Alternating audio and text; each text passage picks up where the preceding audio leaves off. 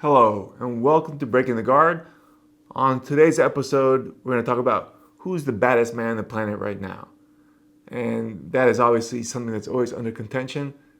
Starting off in the MMA world, spoiler alerts here, we had PFL Battle of Giants where you had Ferreira, who has been on a streak knocking people out left and right, finally face up with Francis Ngannou, and their match was pretty short, as one would expect, but it was a dominant victory for Francis. He used really good leg kicks to approach Ferreira and was able to slip his punches, go into a double leg off the fence, pull him down, and just devastate him with the ground and pound. At one point, Ferreira got to his fours and trying to stand up, and Ngannou showing good ground control, used kind of like a crab ride where he had his feet inside the ankles of Ferreira, kind of spreading them out, and then being heavy on those knees so that Ferreira couldn't stand up, and then just started pelting him with heavy shots. And I think after two punches, he had one that was like a right uppercut, then he started unloading with the left hooks. And it looked like after two or three punches, Ferreira was out. And Big Dan Miguelada let that go for a little bit long because he would knock him out and then he would hit him, wake him up, hit him again, knock him out. So, I mean, Ferreira was probably in and out of consciousness multiple times before he flattened out completely, and then they stopped it. But pretty vicious. Normally, ground and pound from, fours is not the strongest punching because normally you're covering up a bit. You're not in the ideal position, leverage-wise to throw good power punches, but clearly Ngannou is built different, right? Obviously, you could see it. And the sound of the shots is even brutal. So he clearly is a very dangerous animal. And his combination of skills now, as far as being able to bring the fight to the ground, makes him particularly lethal now because not only is he incredibly powerful from his feet, but he can apply that power on the ground and he can take people to the ground seemingly quite easily. It will be interesting to see what happens now because I think in PFL, there's kind of nothing left for him there, even though that was his first fight. Ferreira was like the boogeyman of that thing and he just steamrolled him. On the other side, we have Aspinall, who is the interim champion, who has also looked very good, but the UFC snubbed him to give Jon Jones a title fight with Stipe Miocic, which honestly, Stipe was a good champ at his peak of his career. I think it's fair to say he is not at that peak anymore. Jon Jones was the champ, then vacated, or I think legal problem. I forgot what the issue. I think he hurt himself, is what it was, right? I think he had a pec tear. So then he was sidelined. Aspinall fought for the interim belt, but then the interim belt became useless because normally when you get an interim belt, you're supposed to defend it immediately against the returning champ that was injured or whatnot. That's the whole point of it. So Dana White kind of snubbing Aspinall by going Jones with Miocic seemed pretty weird, right? And it's once again, you've heard me say this criticism many times. What's the point of a ranking system if we're going to disregard it? What's the point of an interim belt if you're going to disregard it? Because right now, Aspinall's interim belt is worthless. The champion, who's Jon Jones, is supposed to unify the belts, and they didn't let it happen. It's messed up. It's completely unfair to Aspinall. Because, mind you, remember, there's championship money that's made, right? Like the champions get paid more than everyone else. So Aspinall's losing that paycheck, which is messed up, right? And Miocic just stepping out to fight Jones seemingly out of nowhere is a weird fight selection, right? So if we had to consider the baddest heavyweights, in my opinion, we're looking at Jones, Aspinall, Miocic, just because he is in the title fight, whether I agree with it or not, and of course Ngannou, right? I think Miocic is probably at the bottom of the list. No disrespect, but like I said, I feel like he's kind of past his prime. Jones, I would say, is in a similar situation where he's not as, I don't think, he's still youngish though, but at least by the amount of time he's been in the game and his physical condition that he seems to portray doesn't look peak, right? I think he's still probably one of the baddest people on the planet for sure, at least in the top three, right? But in his fight with what's his name, the Frenchman that he beat, Cyril Gane, right? Didn't look great as far as like conditioning and physical status. Even his takedown looked kind of weird. It's just I feel like Cyril is just so not versed in ground game that he made that look easy. I don't think that plays out the same if he's fighting Tom Aspinall or Francis Ngannou. I don't think you're going to score a takedown that easily on those two gentlemen. So it's hard to really pick how that's going to happen, right? Like who's going to come out on top. So what would be nice in an ideal world, which we obviously don't live in, 4-man tournament between those four guys and see who comes out on top. Because those matchups would be very interesting matchups. Aspinall with Jones, Aspinall with Ngannou, Ngannou with Francis, right? And I mean, throwing Miocic in there, why not, right? Although I feel like he might not. I could totally be wrong. Maybe I'm underestimating Miocic significantly. I just don't feel like he's going to be able to hang with those guys. But again, I could be totally wrong. But those are the three guys I see at the top of the list. And right now, just out of recency bias, I think Ngannou has to be the top of the list there. You know, he never lost his UFC belt. He basically vacated it and then went to PFL, took over that belt. I think he's a pretty hard guy to beat in MMA just because of his power.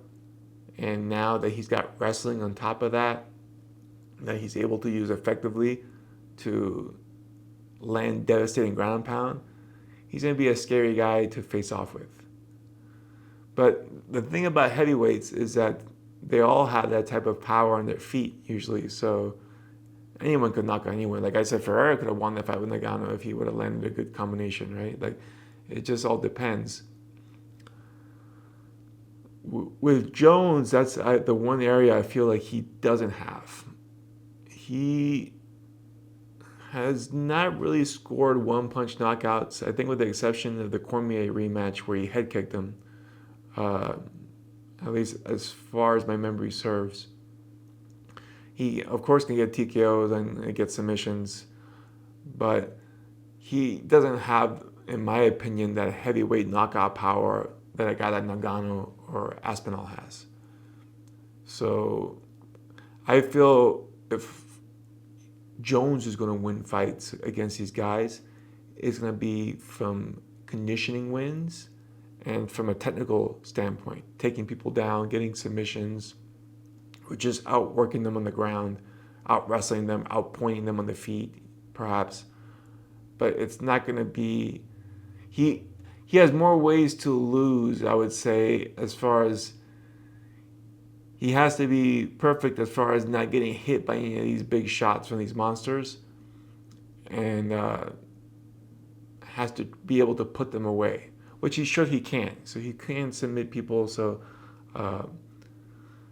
I feel probably a harder game plan to execute, in the sense that if you're going against a massive guy who cuts to 265, has good wrestling, has incredibly dangerous striking, and you have to take that guy down, that's tricky, right? That's not that easy.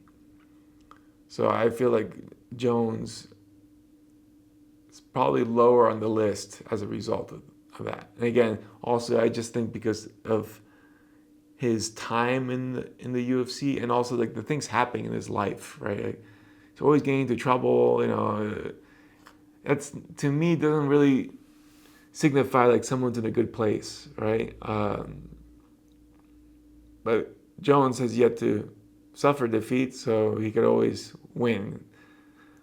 I just think that his likelihood has decreased over the years, and him moving up to heavyweight also, it's not like a natural transition, right? It's more like he's bulking up to get there, whereas these guys like Aspinall and Ngannou are just massive people, you know. As far as Aspinall, I mean, he poses a very similar threat as Ngannou. He can work on the ground, dangerous on his feet. So that one's a toss-up, right? I haven't watched a lot of his fights. I've seen a few of them. So I just have more history studying Francis. But I feel pretty close. So like if there's a fight that I would want to see, it would probably be between those two guys, Aspinall and Ngannou. That would be a very interesting matchup. Those are, I think, two guys are closely matched in both size and skills. It would be a very interesting match. Aspinall's already hinted that he wants that match. And he also respects Ngannou, saying that he knows it's a scary guy, right? So it would definitely be interesting. But I would first like to see Aspinall be able to unify the belt, right? Like, he deserves that. Hopefully after this Jones Miocic fight, if Jones doesn't retire, which it seems like some people have hinted that he might, then Aspinall can unify, and that would be a cool fight to see. So yeah, those are my takes on MMA baddest man on the planet.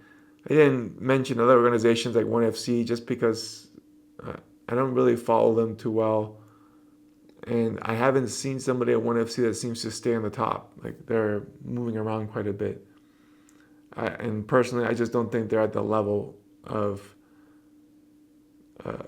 what we have in the U.S. right now, at least for heavyweight stature.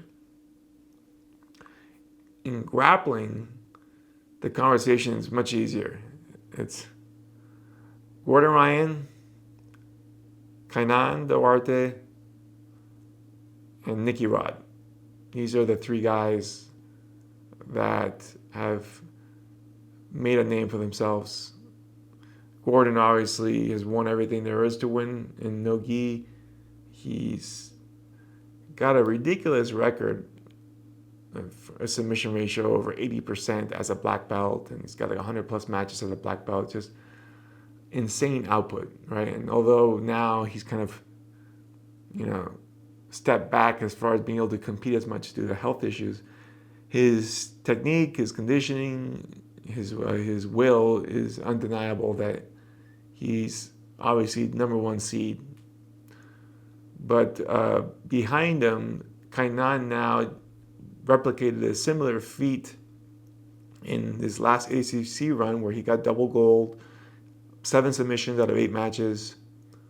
Very impressive run, and clearly showed that Kaynan's stock has gone up. Now, Gordon and Kaynan have faced before. Gordon got the better of him, but things have changed. He's obviously gotten better. So that's a super fight that will happen in the next ADCC, I assume, which would be Gordon and Kaynan, which would be it'll be interesting to see how things change. I personally think as long as Gordon, can compete, he'll probably win. I think he's superior in the ground game. His technique is just superb. But who knows? It would be a good matchup to see. You also have Nicky Rod, who technically I don't think he's as good as the other two all around. However, where he's good, he's better than the other two. In that case, his wrestling game, takedown game, I believe he's a better wrestler than Gordon and Kaynan. He's probably the best wrestler in grappling at the moment. His guard passing is very good. His body lock passing, he does excellent. And from just about every match I've seen him go in, he's able to do it to everybody. So he's clearly got that system down pat. His back taking skills have improved dramatically, where he's able to finish everybody from the back. I think all of his matches lately have been rear naked choke finishes off the back mount. So he has found a way of imposing a game plan and getting everyone into the places he wants to be. He can wrestle them to the ground, he can pass their guard, he can force the back mount, and he can force that rear naked choke. So that's a level of mastery in that I imagine everyone that's going against Nicky Rod knows that's what he's going to do. But he's still able to do it. So that's impressive, right? Now, I think the rest of his game is not that great. At least, I mean, I'm making an assumption. We don't see it, right? That's kind of the problem with a specialist, is that we don't know what he doesn't show. So maybe he has a great butterfly guard or whatever, but never has to use it, right? No one is sweeping him right now. No one is taking him down. So he's able to protect potential weak areas, and he's able to focus on his strengths. When we talk about matching up these different people together, I think the issue is the rule set. In MMA, our rule sets are pretty much the same, right? There's smaller exceptions, like no down kicks, and in Western MMA and UFC and PFL, Bellator. But for the most part, they're all about the same. Grappling, all the rules are very different, and the strategy changes completely. If you're doing ADCC, the rule set and strategy you're going to use for that is very different than an EBI or even an IBJJF. All completely different rules, all very different strategies. So it would depend on what rule set we're competing in, right? Or we mentioned CGI as another wild card also, right? So it's hard to say. If I was to pick, I think Gordon wins in ACC rule sets and EBI rule sets pretty well. He's done ACC now. He's got more gold medals than anybody else. He has so much experience in there. He knows how to avoid getting scored on and being able to score in ACC. So I think it's really hard for anybody to beat Gordon in ACC rules. Similar in EBI. Since it's a patience game, Gordon's great at that, right? Like those slower, longer matches favor Gordon, right? Because he's got great conditioning and pacing. And if you let him start in the back mount, man, that's a rough time, right? He can usually have good ride time there, and he'll win by that. On an IBJJF, now it's a little bit different. Takedowns come into play, right? Although you can pull guard. Gordon's obviously won quite a few IBJJFs, so he's familiar with those rule sets. And if he can pull guard, he can probably win those matches against Nicky. Kaynan, he might probably would wrestle with a little bit. Use a similar strategy that he has adopted, and a lot of the new wave guys have. Lots of heavy collar ties, wear down the neck, and as people get a little more tired, start going for takedowns. Depending on the length of the time of the round, though, that strategy might not be as viable. If it's like a 8-minute round, it could be enough time. Usually, I would say it takes like at least 5 minutes to cook somebody enough where you can start setting up effective takedowns off attrition. But against guys like Kaynan's caliber, it might take longer. So it would kind of depend on the round. I feel like when the rounds are longer, it's going to favor Gordon. When there's like start positions you get to work on, that's going to favor Gordon.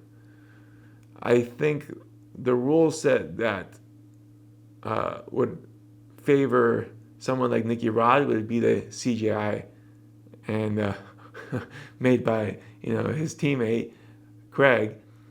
I think that particular rule set would favor Nicky Rod more because they are scoring aggression more than anything else, takedowns. There's periods, so it favors more explosive action versus long sustained output. So in those rule sets, Nicky Rod gets more of an advantage, but even then, I don't know if that's enough for him to get the W.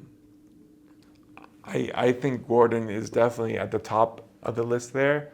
I think the number 2 spot is more in contention between Kaynan and Nicky. I think that will be a stylistic challenge of how well can Kaynan play off his back against Nicky's wrestling. My gut instinct would be that Nicky would come out on top, and I think he would win. So if I had to rate these guys based on their current skill levels, in my opinion, Gordon, Nicky, Kaynan. And that's just, like I said, I think Nicky can, since he can control where the match goes, he's going to get on top. I don't think Kaynan's going to sweep him. So either he wins by a takedown or just by passing pressure. And I could see a back exposure happening, and if that happens, it would be Nicky can finish that pretty quickly. So I think he's got the edge. Now, it wouldn't surprise me if Kaynan was able to beat him, but I think Nicky Rod would have the odds would be in his favor. So that's how I see it. If I'm looking at MMA, I feel like Francis, Aspinall, Jones. If I'm going grappling, Gordon, Nicky, Kaynan. Those are my takes. You guys can disagree with me. Like I said, I don't pretend to be clairvoyant. This is just my impressions, right? So no disrespect to any of those guys. They're obviously all super talented. But that's just how I see these things breaking down. Anyhow, I'm going to be going to Japan in a couple days from now. So if you guys want to hit me up, I still have internet there. I still have content being posted every day while I'm gone. And I'll be doing podcasts. I pre-recorded a few podcasts covering certain topics that I think will be useful for you guys. Hopefully you enjoy all that. And I guess I'll see you guys in a few weeks. But I'll be posting daily, so you'll still be getting my stuff, all right? And as always, if you guys like what you see here, feel free to comment on it, share it with a friend. I enjoy helping people. It's one of the main reasons I do this. So the more people I can reach out to, the better it is for me. And hopefully for them too.